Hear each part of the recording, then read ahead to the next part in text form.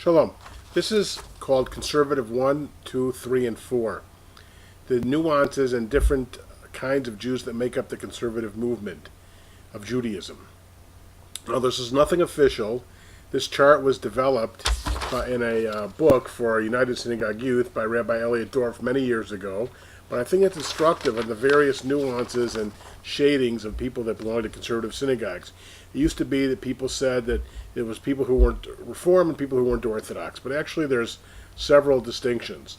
In what Rabbi Dorff calls conservative number one, it's close to Orthodoxy. Now, Orthodoxy would say, for example, about the methodology of study, that they make no distinction between what's called the pshat, which is the literal meaning of the verse, and drash, which is the meaning that traditional commentators have assigned to it.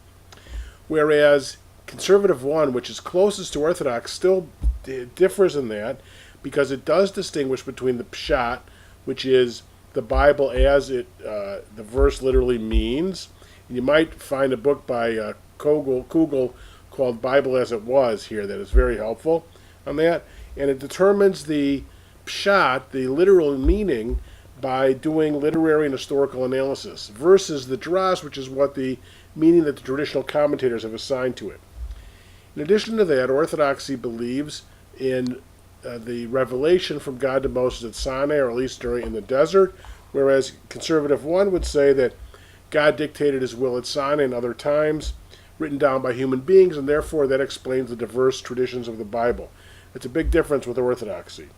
Now, and people that would be adherents to the philosophy of Conservative 1, Rabbi Dorff said, people like Salman Schechter, Abraham Joshua Heschel.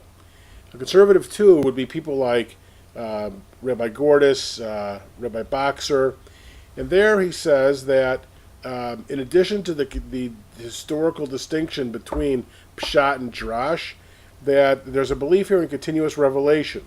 Human beings wrote the Torah, but they were divinely inspired. Now, in terms of the ability and the impact of that on changing law, Conservative 1 would pretty much agree with Orthodoxy that you really can't change the law since it was revealed by God, but if there's a new situation or if you have various positions in the code, you can choose. Conservative 1 would say they would be the same as Orthodox, but they would usually take the lenient position in the codes, and if there are clear scribal errors or clear borrowing from other cultures, they might make changes. Here's where Conservative 2 would make a big difference.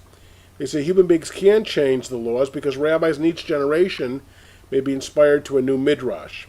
They must, because the rabbis of each generation were charged with the responsibility of keeping Jewish law. For example, check Deuteronomy 17:9, where it says if you got a challenge, go to the judges in your generation. Now, in terms of Conservative 3, this would be people like Seymour Siegel, Elliot Dorff himself. So the Torah is the human record of the encounter between God and the people of Israel at Sinai. Since it was written by human beings, it contains some laws and ideas that which we find repugnant today, which gives you a lot of room then to make more radical changes. And then he says, in terms of our ability to change law, we continue to have encounters with God. The law must be changed to reflect the new understanding of God's will that results from those encounters. It is the rabbis representing the community and not every individual on their own who must determine the content of Jewish law for the day. That's significantly different than Reform that would say the particular individual determines Jewish law of the day. And then he says Conservative 4, which is the Reconstructionist tendency, Mordechai Kaplan, Eisenstein, Schulweis. He says there's no revelation. Human beings wrote the Torah, no claim for divinity of the product. And then he said the way you have authority for biblical laws are based on custom and also internal wisdom. And in terms of your ability to change the laws, he says communal authorities in each generation can and must help individuals reconstruct Judaism with current and meaningful customs and ideas. But observances of rituals is voluntary. An organized, creative community of the future could establish and enforce moral laws.